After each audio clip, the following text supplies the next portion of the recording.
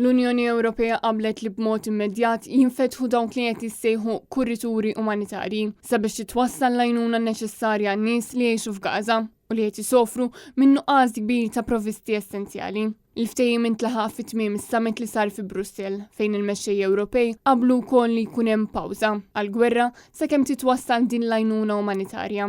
Wara 5 sigħat ta' diskussjoni, il-mexxejja qablu wkoll li jkundannaw l-azzjonijiet tal-Ħamas. Dan filwaqt li jappoġġjaw id-dritt ta' Iżrael li jiddefendi lilu nnifsu skont il-liġijiet internazzjonali.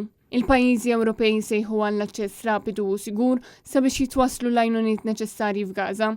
Issa li għaddew kważi 3 ġimgħat sħaħ mill-bidu tal-gwerra fil-Lvant Nofsani. Il-Blokk Ewropew qabel ukoll li titlaqqa konferenza internazzjonali għal paċi għalkemm data definittiva ma ġietx stabbilita.